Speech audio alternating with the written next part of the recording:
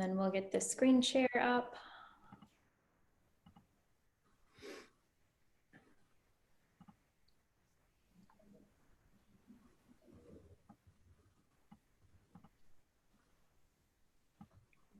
All right, can you see the screen? Yes. Okay, perfect. All right, welcome everyone. So this is the 6th session in our learning series through the UW system, UW Superior system of the Center for Continuing Education. And this session focuses on why does my child have less or more work at home compared to at school?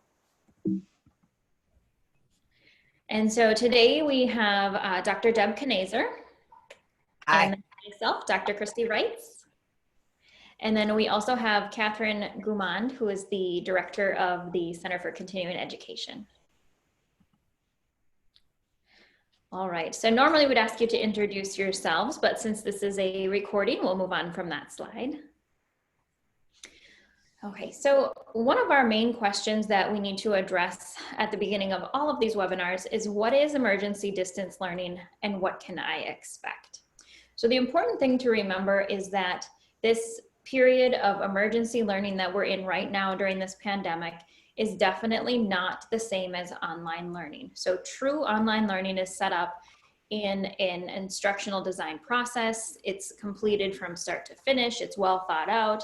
And there's a clear starting and ending point with goals along the way. So what we have right now is this emergency situation, which was thrown together with the best that teachers were able to do with their administrative support and their school support, with the resources that they had available, and also the resources that the students had available. So our number one goal here is to keep students safe during this pandemic, physically, mentally, and emotionally, and to educate students the best we can, despite the situation that we have right now. I would just want to interject in there that parents should give themselves a pass. You don't want to be so overwhelmed that you don't want to function. This was thrown on you just as much as it was thrown on the teachers, and give yourself a pass. Do not stress that you're not doing this correctly.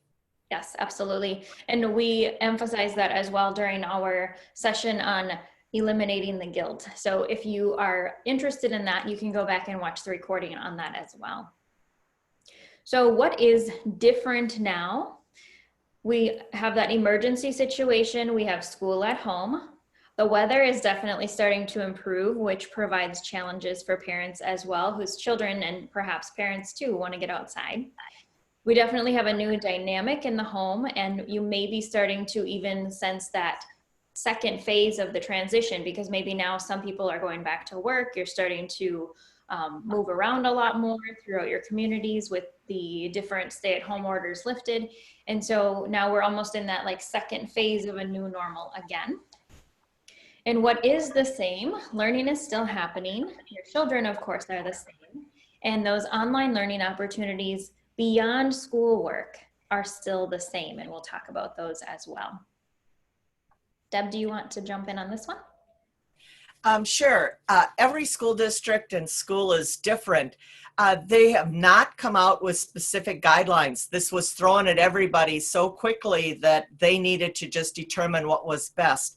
And the DPI has given school districts a pass.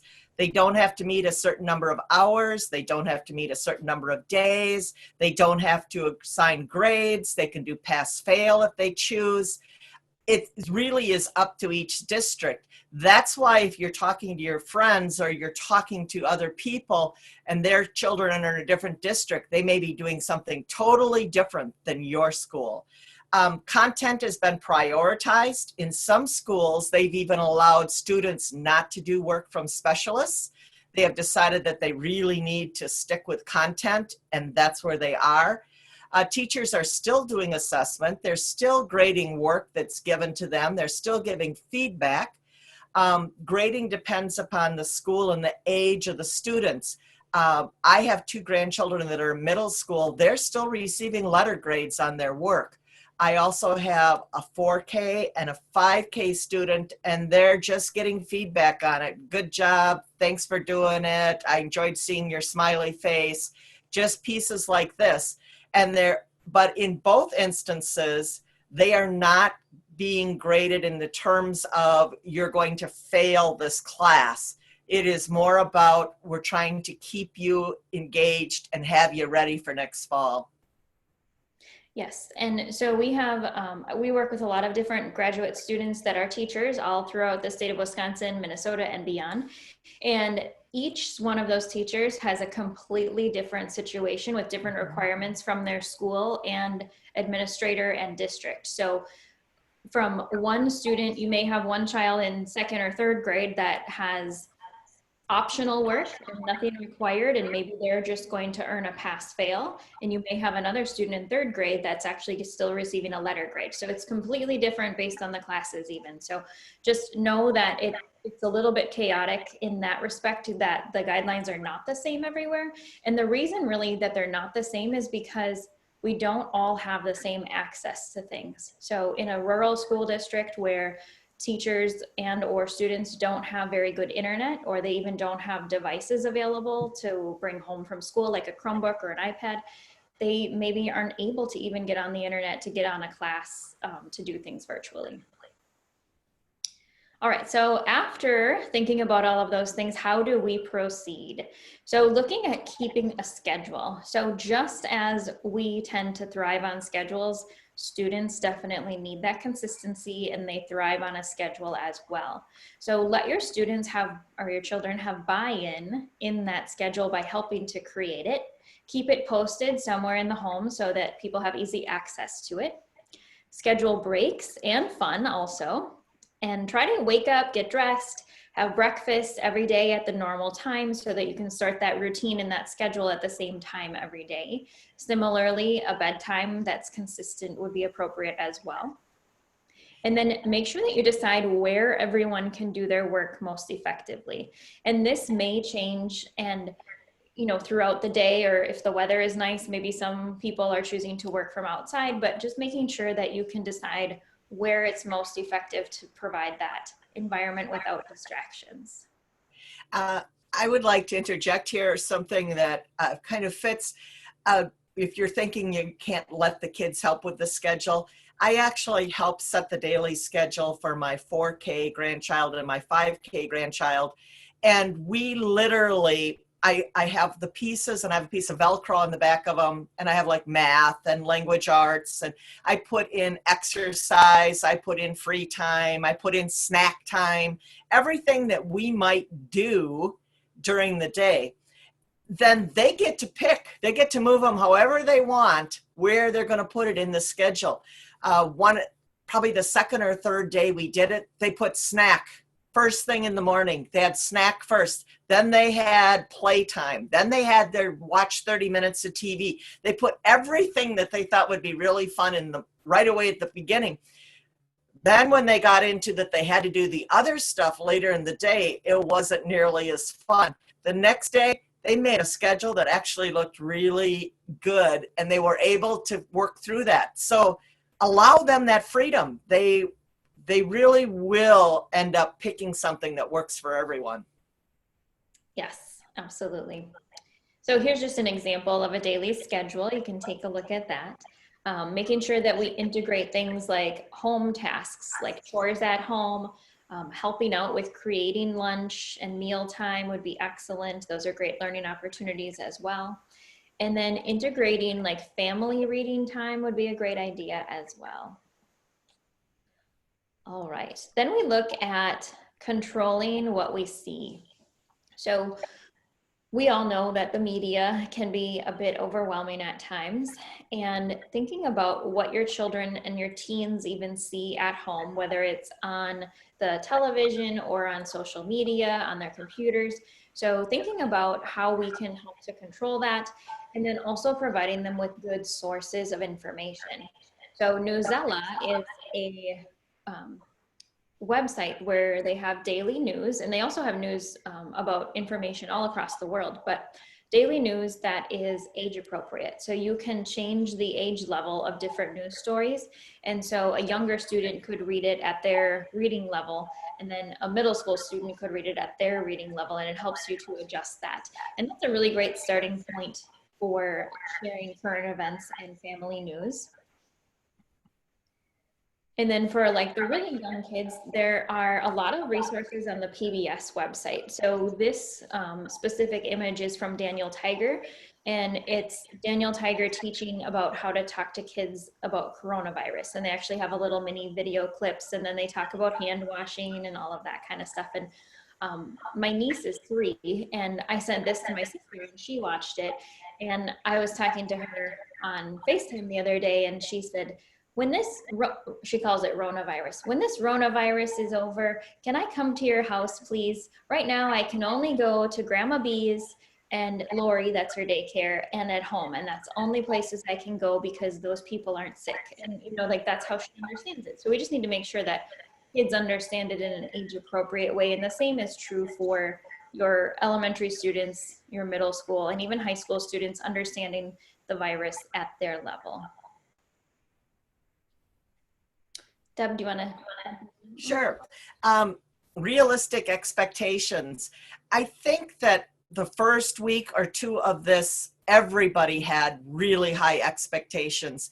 Teachers felt that they needed to put everything out there that their students would have done day by day. Parents felt like students had to start working on it and work on it until they were finished. Some students were working 6 or 7 hours a day just on schoolwork.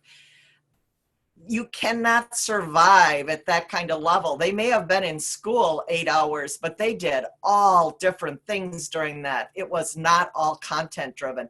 And plus, parents are working from home. They cannot sit with a child and monitor homework that much. So you've got to let something give. You have to make decisions. As I said, some schools have made decisions on language arts and math, science, social studies. That's the most important. We're going to go down that road. For younger kids, it's maybe only math and reading, writing, because it's not possible to fit all of this in. Again, as I said before, parents need to give themselves a pass. You want to encourage your student to do all of their work. You want to encourage that academics are really important, but you have to remember in the fall, if they're behind, teachers will catch them up. That's their job. Your job is to make sure that they're emotionally and safe, emotionally sturdy and safe in the environment they're in. Give yourself a pass on some of the academic stuff. Absolutely. So getting into some of the things that we can do at home that aren't necessarily driven by the required schoolwork, but things that we can just do at home as parents to help out with our students, and also continuing this throughout the summer. We've all heard of what is called the summer slide, where students kind of lose academic progress during the summer and then they have to kind of start back over again in the fall.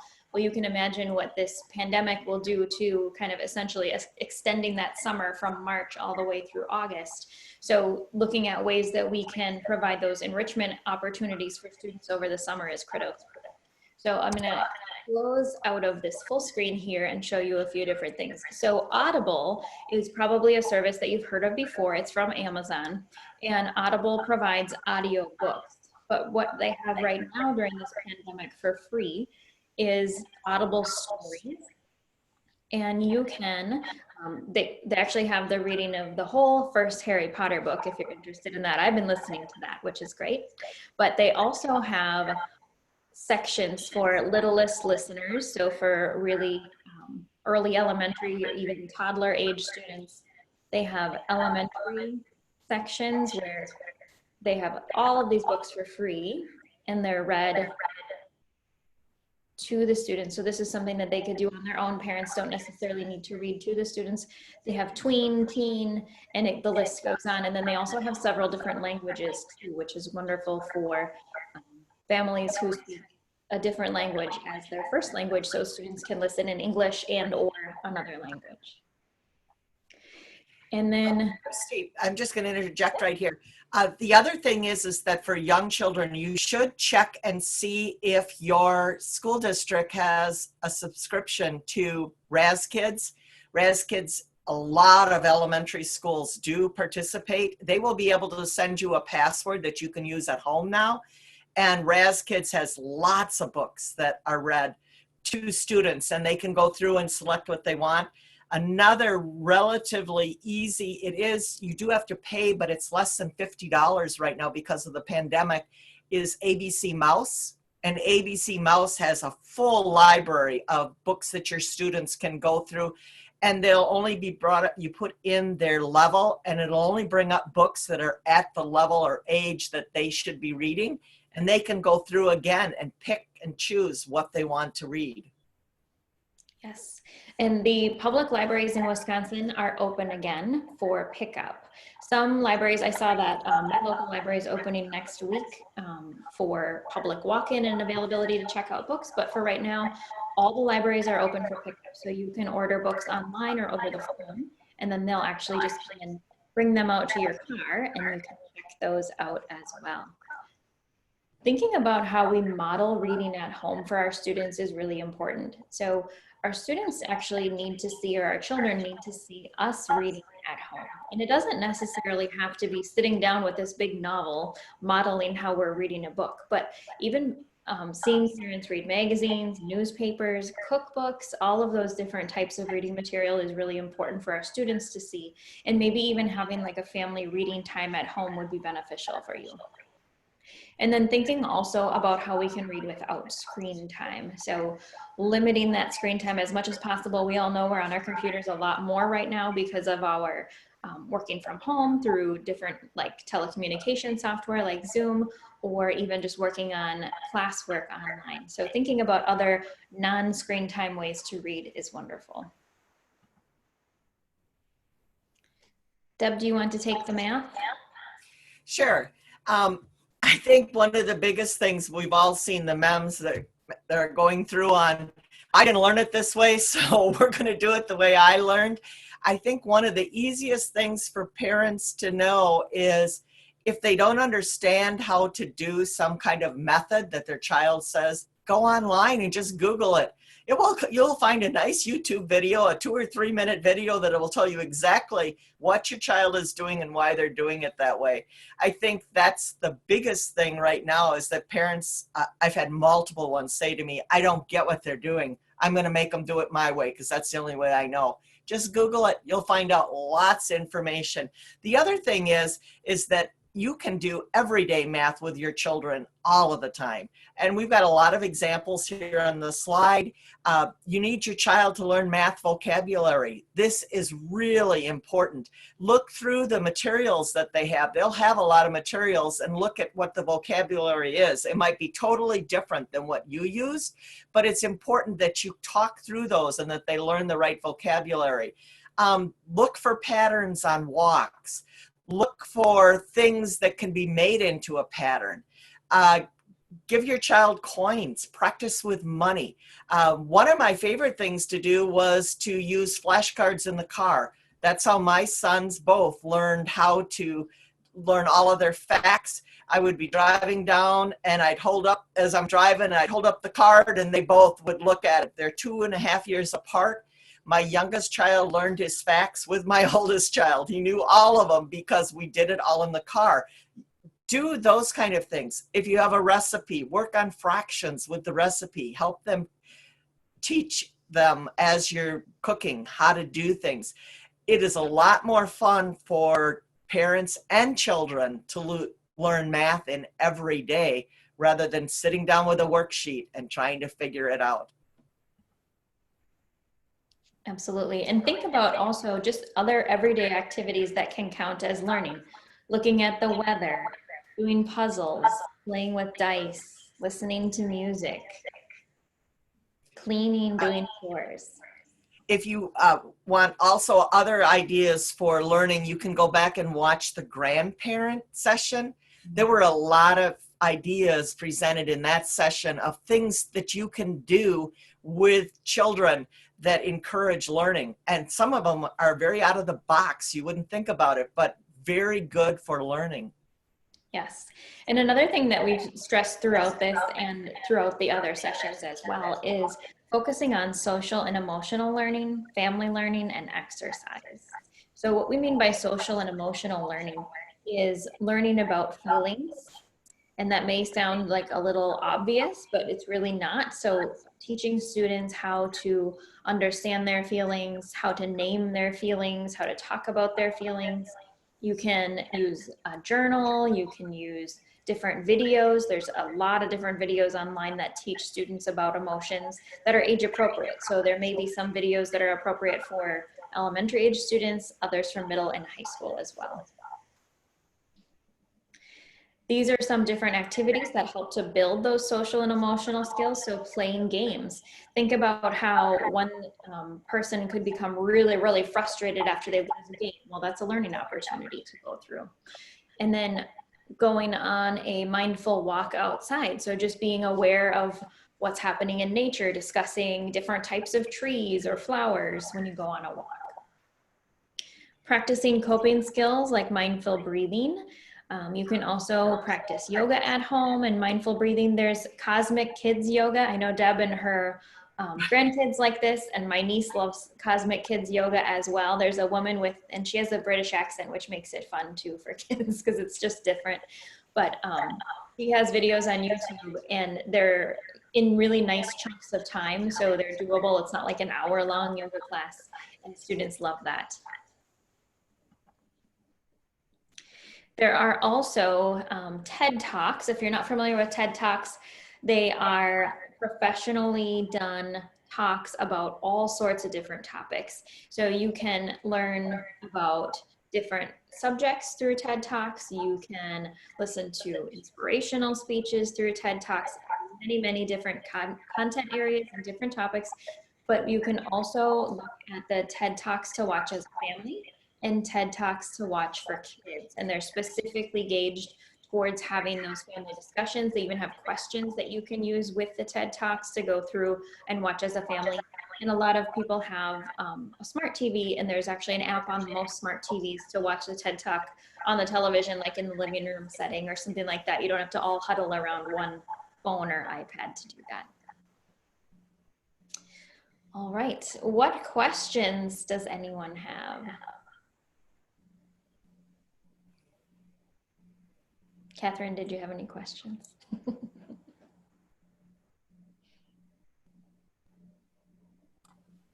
I don't. That was excellent, though. Okay. Well, there's Mary Jane. Hi, Mary Jane. How are you? Good, we just finished. Okay. Then it's good timing on my part, huh?